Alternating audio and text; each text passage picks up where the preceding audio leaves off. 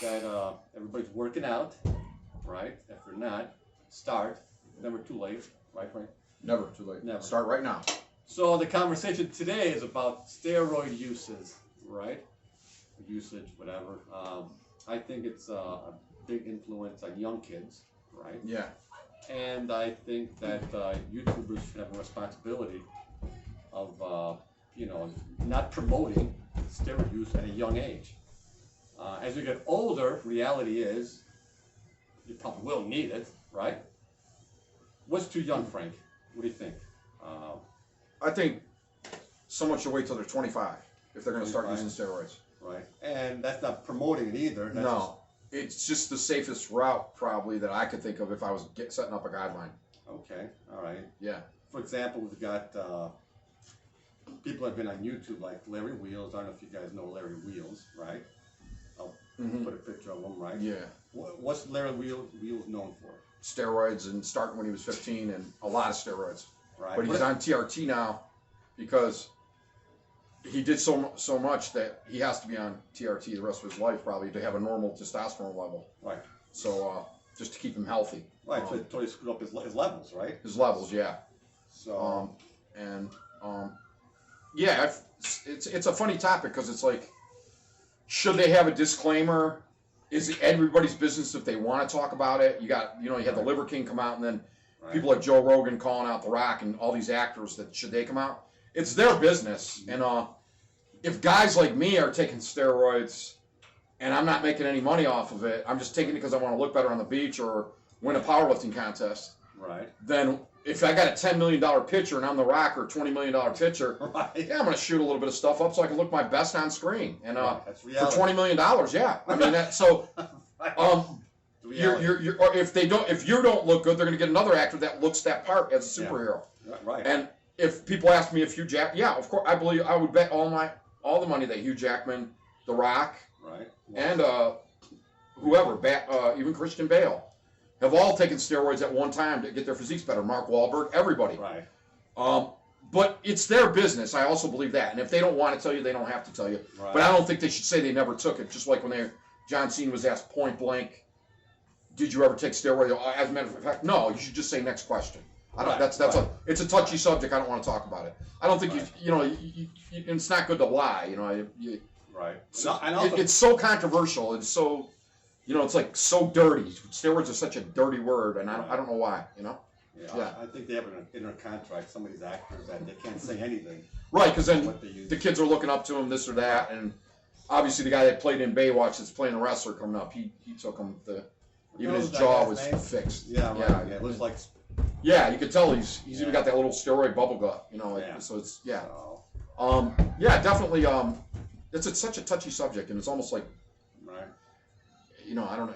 What do you say? Right. It's your business, if you did it or not. It's no one else's. Now, what do you think about, let's say, the aftermarket stuff that people want to promote? Like, for example, everybody knows about creatine and other macaroons. Creatine's the best supplement to come out since whey protein, stuff. probably. I'll say that. Creatine's excellent. And if you want to get on a little cycle of something and you're 100% natural, do a cycle of creatine, and you're really going to get something out of it.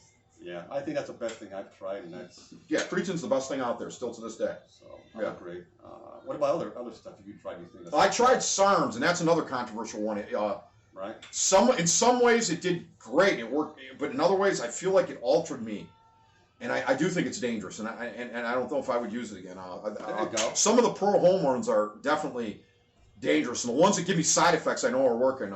Side effect? What side effects? Like itchy side effects. You get like some when you. It's like when you do a pre-workout, you get that little itch sensation up your back. Or all right.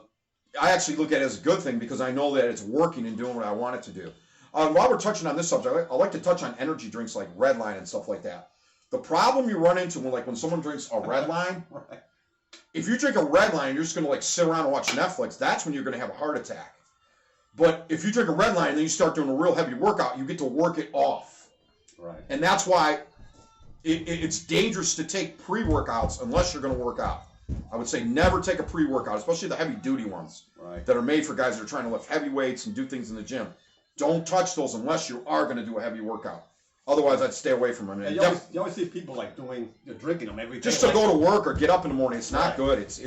I'm definitely against that. Plus, it loses its effectiveness when you're actually going to do it when you work out. Right. So you want to, like, I take a red line once a week or once every 2 weeks, and that fires me up for a heavy deadlift session. Otherwise, I leave it alone. I can't even use it when I squat. It makes me too jittery. So now another questionable product is the kratom, right? yes, and I have used kratom. I'm actually a proponent of it. I would say, judge for yourself. That's a very controversial thing. It's called kratom. It definitely kills pain. And as you get older as a lifter, and you're trying to get underneath the squat bar, you're going to be stiff. You mean just get on a chair? I'm stiff. I'm 57 years old. So you're going to be stiff. What the kratom does for me, and I just use 1 teaspoon of my protein drink before a workout. I use it probably twice a week. And I do cycle. Sometimes I'll do it for 6 months, quit for 6 months. But I use it. And it's definitely controversial. Right. But they've been using it in India and Asia for thousands of years to kill pain. Yeah, I've used it. It does help. It helps your shoulder injury when you. It kills the pain. It tastes like, I don't know. It tastes horrible. Yeah. You got to have something to put it in, like a protein shaker. It's definitely harsh, very harsh. But it definitely is a great painkiller, and I am pro kratom, for myself. But I won't want to put, Right. I know it works because when I go buy it and I see old people in walkers coming in and using it, it works for pain. I think that, let's say it's addictive. If I could sideline, the white kratom is best for guys trying to lift heavy weights. There you go. Bodybuilders and powerlifters are trying to really get a heavy workout in. The white kratom strain is the best. The green is more for prolonged throughout the day for somebody in pain, and then red kratom helps you sleep. But the white kratom is for people trying to get really hyped up, and it also gives you laser-like focus. I don't know if it's an opiate. I don't know if it's addictive. I will say no. I mean, I don't feel crazy. I don't like when I'm off it. I don't say I need, but I definitely feel the difference in my workout when I'm off it. Right. It helps my workout. I would compare it to a Percocet without the side effects. Well, there you go. That's a good example. Yeah. All right. Okay. I can't think of anything else at this moment. Hold that thought. Remember that one picture I showed up here? How old were we up there? You're going back 25 years probably in that picture. Okay, so it's never too late to start working out. Never too late. This guy worked out with me 25 years ago, and he's still working out. He does sporadics. He's on about a 2-year run with me with his kid this time, and it's just a habit. It has to be a habit, and when you have workout partners who will break your balls when you don't come or everything else, it helps because you're accountable to your partner, especially if he has to do a heavy squat and he needs you there. So it's good to have a workout partner with someone with similar goals. You know what I mean? Like they're trying to do what you're doing, or even just different goal. But as long as they're there when you're training, and you guys can mix it up and everybody changes weights, it's great. And it makes you more consistent because well, they're dependent on me. They're going to do a heavy weight today, and I got to be there. Even if you're not feeling well and you just want to do a couple sets, or even show if you're not feeling well and you come in spot or whatever. Right. It's just like a relationship almost. You got to show. You know. So. Speaking of that, going to work out, what about as far as, really quick, before we're done, is working out body parts real quick. Everybody's got a big question about that, right? Do I do my whole body in the beginning? We had talked about that earlier. Circuit training is great for beginners to get used to the gym. And a lot of times in the gyms, they usually have the machines lined up in a particular order that's good. So you can hit chest, shoulders, back, legs, arms, stomach, and maybe calves at the end. And you go through a circuit, and then maybe your next workout go through 2 circuits, and do that for a couple weeks. Then maybe you can split it and do your upper body on Monday, circuit training on Wednesday, and then Friday lower body. So you're hitting everything twice a week now as you get better. Okay. And you want to specialize on body parts, you would split the body parts like that. So circuit training is a great way for beginners to just get in shape and condition their muscles because their muscles aren't conditioned yet. Right. So they could benefit from doing circuit 3 days a week on the same exercises for a while. That would help. All right. Yeah. And that's good enough for right now, guys. We can get going. And, New year, we're sticking with our resolutions. We're following through. If you still haven't touched the gym yet, and you said you were going to do it, shame on you people. Shame on you if you haven't started. And start right now. Don't wait. Start right now. Forget about making an excuse. I got to take my... No. Start right now. And then it can wait an hour. It's an hour of your life instead of watching TV. There you go. All right. See ya, everybody from Cleveland. See you guys later. We love you, Cleveland. Bye.